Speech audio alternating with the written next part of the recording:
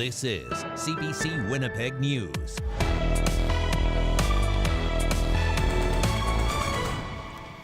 Good evening. Thank you for joining us.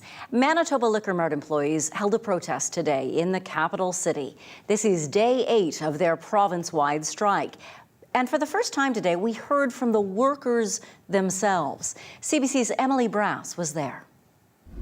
And do we want them? No! They met up outside the Union Centre on Broadway. We want what they got! Hundreds of liquor employees took to the streets calling for a fair wage. Workers say over the past 5 years, their pay has only gone up 1.75%. They say they've been there for Manitobans and deserve better. After dealing with brazen thefts, a pandemic, 2 years of record profits, and an inflation rate well above 8%. I'm sorry, but a 10-cent evening shift premium and a larger budget for fancier steel-toed shoes doesn't pay for the soaring grocery bills. We were battered nearly every day by threats and acts of violence. We were left humiliated, depressed, and anxious. Some of us never truly recovered. We want what they got! Their wages were frozen for years under Bill 28 as they dealt with that rash of crime. They're calling for a raise of 3.3%, a figure tied to the Consumer Price Index. Manitoba Liquor and Lotteries is offering 2%. It's pushing for binding arbitration to solve the dispute and says the union is dragging its feet. MGEU's president called the employer's unwillingness to bend bullying and spin. They have not moved an inch since we went on strike. They have not tabled one argument, one offer to our members. The MBLL has said the union has been misrepresenting its offer and that the gains would be greater than the union suggests. The employees say they've done the math and the offer is not fair. This is my livelihood. This is my career. I've looked into it. I have a copy of the collective agreement. Christian McNeil works on the floor at Liquor Mart. He says employees have been falling behind and Liquor and Lotteries offer doesn't come close to making it up. Considering the fact that we're coming off of government-mandated wage freezes and going into record inflation, our offer is just not simply enough. We want to get what the premier's offered. The union says MLAs and the premier saw their pay go up at nearly twice the rate of liquor workers. Emily Brass, CBC News, Winnipeg. A new allegation today claimed the PC government in Manitoba is funneling taxpayer dollars for their election candidates to give out. But the Tories have said there's no truth to that.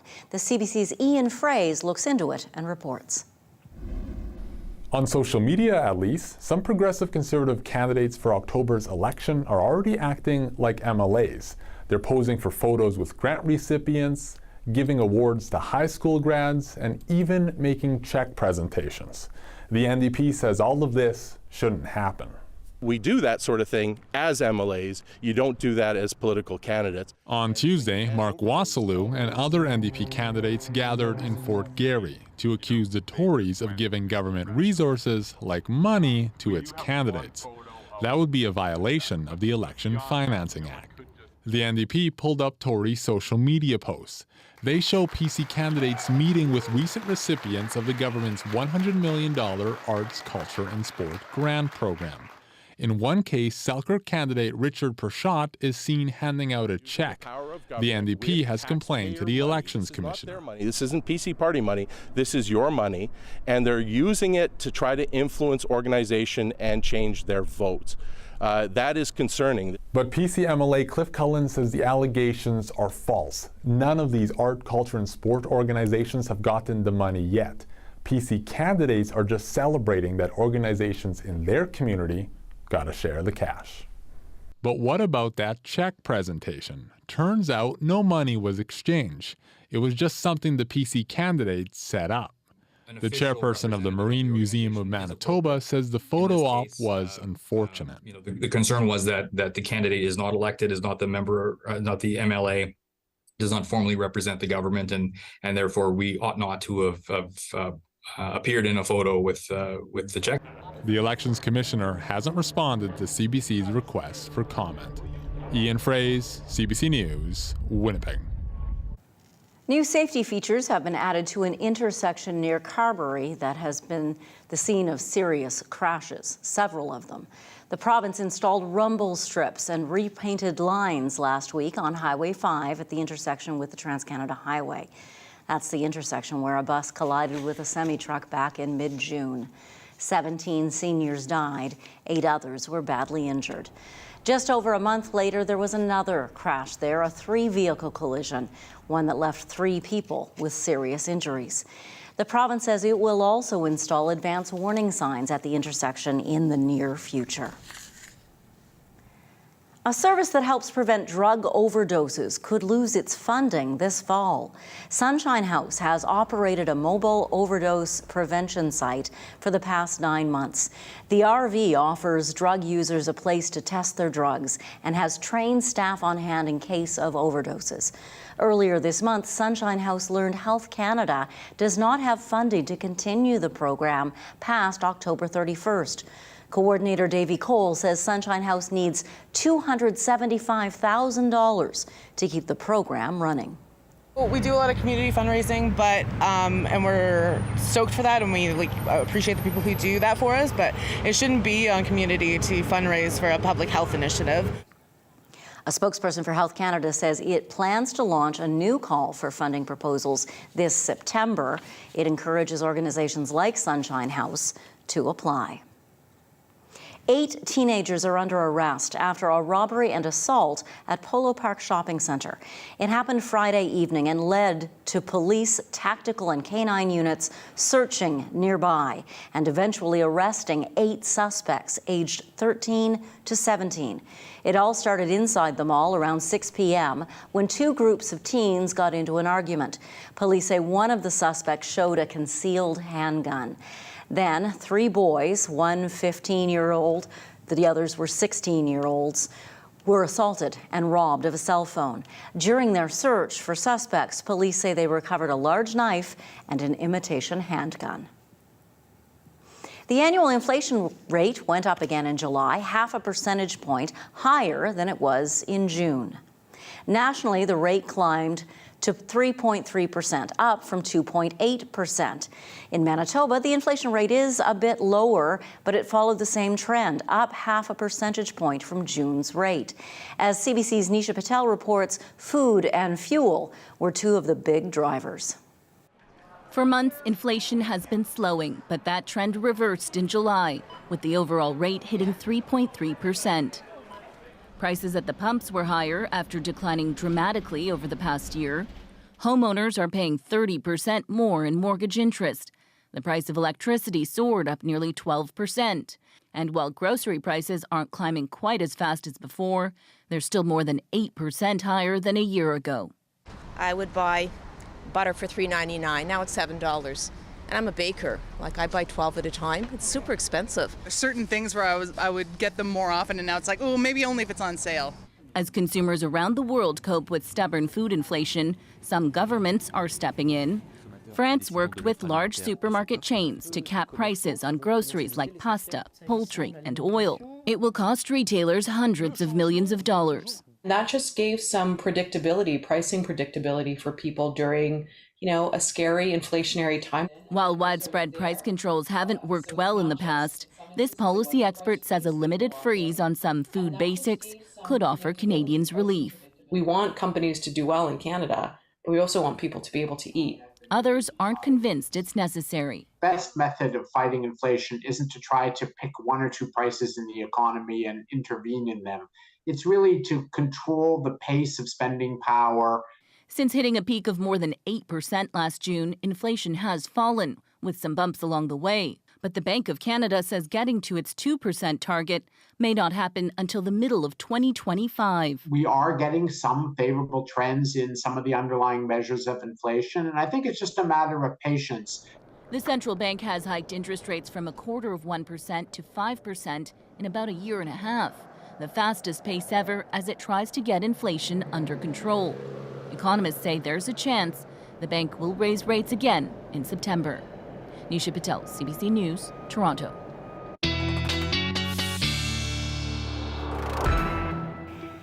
Meteorologist John Sauter joins us now on what's a really hazy day. Yeah, smoky day, and we have a weather alert that I'm going to show you right now that includes almost the entire province of Manitoba, much of Saskatchewan, northern Alberta, northwestern Ontario. Boy, we've been talking a lot about this summer, haven't we? The entire province, with the exception of the southwest corner of the province, in an air quality statement. And really what's going to happen is we'll get a little reprieve here in southern Manitoba tonight, but it gets worse again later on Wednesday. Have a look at the visibility. At one point this afternoon, this was down to 3 kilometers at the airport. We did make it to 26 degrees, slipped back now a little bit, but visibility like this and this kind of smoke goes up and down, and it can vary widely from place to place as well. What we're seeing right now is some of this on infrared satellite imagery showing up as some smoke, but this is cloud from a system that is moving in from the west. There's a lot more rain here than what shows up on the radar. A couple of the radar sites are down in Saskatchewan, so this is rain that is going to move into west central parts of the province tonight. Flin Flon, the Paw, picking up 10 to 15 millimeters, and look at this. This is more like 20 millimeters moving out into the east side of Lake Winnipeg and up into areas like Norway House. Even much more than this as the system moves out and wraps more rain into the east on Thursday. But yes, a decent rainfall here, some showers across the south turning into, well, just a sun cloud mix and some showers in the afternoon. Now, as the low moves away, we pick up on some very, very gusty northwest winds. This is Wednesday at 3:30. Here's Wednesday on into the late evening. Still very windy, still some rain on the east side of the province. And then that system moves away, and what appears to be a sunny sky is really a sunny and hazy condition once again on Thursday. Let's talk rainfall amounts here in the south. This forecast model not pulling up much here south of the Trans-Canada Highway or along the Trans-Canada. Winnipeg, 1 millimeter between now and Thursday. I think that might be a little underdone, but Barons River more like 29. That sounds more like it. This is that swath of rain that'll be right across central Manitoba. You look at the north, and there will be a little bit more rain up through Norway House, over into Island Lake, and Barons River sitting at 29 over the next 48 hours. Winds, also another part of this story. As we get into tomorrow morning, these winds start to shift to the northwest behind the front. Look at the brighter colors. That's the gustier winds. And then as we get into 1 p.m., we're seeing some gusts that are up around 70. There's a 64 in Brandon, 52 in Winnipeg. Then on into the afternoon, we're looking at winds very, very gusty as well. And that continues into the evening and over the lakes as we head into the days to come. So things reprieve a little bit through Wednesday, but then the smoke starts to drift south again with those northwest winds bringing that smoke back into southern Manitoba. I think it could even be thicker than it was today. Tonight, a slight chance of a shower. Could see a thunderstorm by morning, and then that'll be the cloudiest part of the day, and then only 23 degrees tomorrow with a few more showers and windy conditions. As we look at northern Manitoba, you can see some of the amounts through tomorrow, 10 to 20 millimeters, still smoky despite the rainfall that's moving through. It'll also be a cooler day here in the south with intermittent showers, windy conditions right across southern Manitoba, including Winnipeg at 23, 24 in Steinbach, 40 gusting to 70 is what we're looking at in the afternoon. And some of these showers and thunderstorms will continue on out into northwestern Ontario. So, Janet, it's wind, it's rain, and a lot more smoke on the way. Thanks very much, John. Well, yes, smoke. More than 230 wildfires are burning across the Northwest Territories. Several communities are being threatened. The capital, Yellowknife, has declared a local state of emergency. The hamlet of Enterprise on the Hay River south of Great Slave Lake is reported to be 90% destroyed. Strong winds hampering the firefighting efforts. Crews have been forced to stand down in many places. The military is sending in troops and 2 aircraft. So far, 5 communities have been evacuated because of direct threats from fires or fear that flames could block roads leading out. People being forced from their homes are being directed south to Alberta. As CBC's Madeline Cummings reports, they're arriving with a mix of relief and frustration. About 700 evacuees have registered at this reception center in the city of Grand Prairie as of this morning. They've been coming here since Sunday, enduring long drives, bumper-to-bumper traffic, and even seeing the nearby wildfire from their windows. We're a bit scared and worried, yeah. Emotions have been high the last few days. One woman says a fellow evacuee went into labor on a bus. Another we tried to talk to said she had just found out she had lost her home. Others say they were preparing for the worst, but have found out that their homes are indeed safe. Last night, with the rain, it changed everything. And today, I feel so much happier, and it's just more reassuring that hopefully sometime soon that we can go back. Most evacuees are staying in this city, but there's a problem. The city is running out of room. With the folk festival coming up this weekend, officials are now looking farther afield for accommodations. Some of the rooms that people are in right now, we're not going to be able to keep them in, and so there is an evacuation reception center established in St. Albert. About 100 people have registered at a reception center in the city of St. Albert. That's just outside the city of Edmonton. It's so nice to come down here where you can actually breathe and not. And we washed our laundry this morning, and all I could smell is the fire smoke. Officials are also sending people to the communities of Hythe and Beaver Lodge. Madeline Cummings, CBC News, Grand Prairie. A week has passed since a deadly wildfire destroyed the resort town of Lahaina in Hawaii.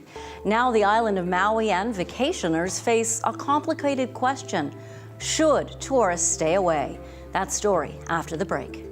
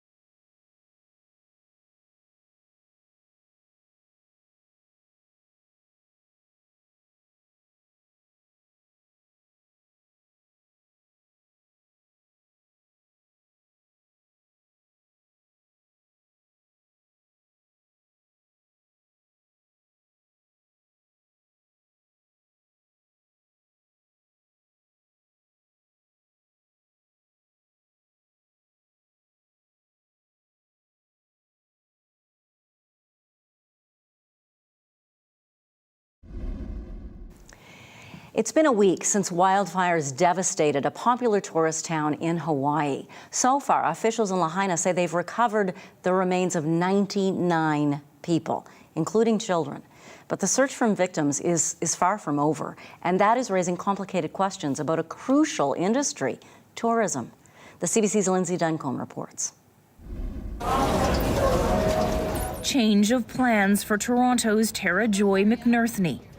I wouldn't feel right about having my normal trip where I visit my parents and I sit in the hammock and I look at the beach. Instead of planning her wedding on this long-planned trip to Maui, she's packed suitcases full of donated goods. Can I go swimming without thinking about people running into the water to escape the fire? No. The question of whether or not to visit Maui is complicated. Some locals have told tourists to stay away, but the island depends on cash from tourists for 40% of its economy. So for that reason, we want to protect all people in Maui, and it would be potentially catastrophic if no one traveled to the island. There really is two different worlds in Maui right now, a vacation paradise and the horrific reality of the ongoing search. Crews with cadaver dogs have searched just 25% of the affected area. Access to the site remains restricted, frustrating people who want to go home and see what's left. The fact that they're making it difficult for us to try and go back to where we're from, it's just hard and unbelievable. I mean, I still have loved ones that's trapped, for example, my dad. From President Joe Biden, who plans to visit the island, a repeated pledge. Every asset they need, we'll be there for them. And we'll be there in Maui as long as it takes. But there is concern government aid has been slow, leading neighbors to help each other. An effort McNerthney is happy to join, a changed vacation on a changed island. Lindsay Duncombe, CBC News, Maui. Former U.S. President Donald Trump is now facing a charge usually reserved for leaders of organized crime. A prosecutor in Georgia laid out the main allegation against Trump and his associates. The defendants engaged in a criminal racketeering enterprise to overturn Georgia's presidential election result. Trump responded in a statement saying this indictment is politically motivated. He apparently plans to discuss the issue publicly early next week. He's charged along with 18 other people, some of them close associates. Trump is already facing 3 other indictments. If found guilty in Georgia, though, because it's a state, if he were then reelected as president in 2024, he would not be allowed to pardon himself. 2 years ago, the government of Afghanistan collapsed. The Taliban rolled into the capital, Kabul, and took control. Since then, the hardline group has imposed increasingly restrictive Islamic rule, pushing women and girls further and further into the background. CBC's Margaret Evans reports on some of the efforts to push back. 2 years after the fall of Kabul sealed the Taliban's victory, Afghan women are still fading from sight, barely visible. Each new law to subjugate them harder to recover from. We are erased. We are annihilated. We are gone. We have no rights. Renowned activist Mahbouba Siraj still can't quite believe it's happening. The fear of women gatherings is becoming like a phobia here. What is this? Honest to God, I don't understand it. It is terrible. I mean, unbelievably terrible. Some, like this young woman whose identity we are protecting for her safety, have found a lifeline through the internet, studying secretly courtesy of an online American university. I can see some peers, some classmates on the university. We can exchange ideas. She knows she has advantages compared to others. She has English and access to electricity and the internet, for now. We are afraid of what will happen next. I have been talking to some other girls and they were saying, we are afraid. And one day they will say, you have to stop breathing. You have to stop living in this world. Yes, we are afraid. We want freedom! We want freedom! How then to help from afar? Western governments and Afghans themselves, wherever they are, don't agree on how or whether to engage with the Taliban. I think meetings with the Taliban is indirectly legitimizing them as a form of government in power. Given the hard realities of life in Afghanistan, Mahbouba Siraj doesn't want lectures from the diaspora. If the people of Afghanistan die of hunger, all of us, what do I want to do with education? What do I want to do with the rest of the freedoms? I really don't need it. You see, that's where we are. With the lines of the Taliban hardening, little boys being taught to disrespect their mothers, and little girls that they don't matter. We are really depressed, and we are, I cannot say how I feel because it's really hard. More important than ever to keep them in sight. Margaret Evans, CBC News, London. Still ahead tonight, John will have your 7-day forecast and we'll bring you a daily lift. Stay with us.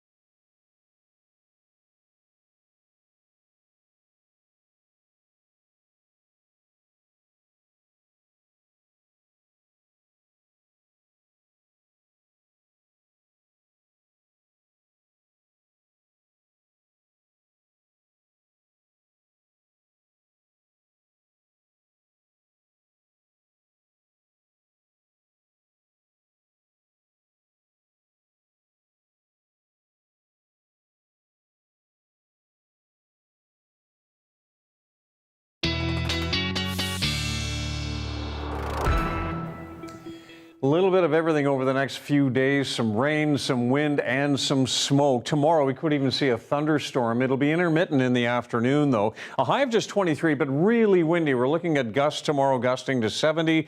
Thursday, sunny, a little bit breezy, but really smoky, then windy again on Friday. Out of the south, gusting to 70. Very warm day.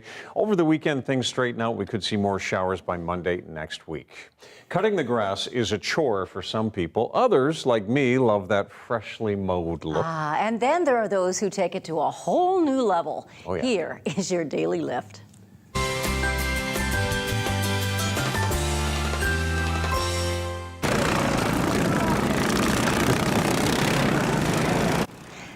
Now, these are not your average riding mowers. These machines are built for something more ambitious. A 5,000-lap race takes place over 14 hours on 2 days.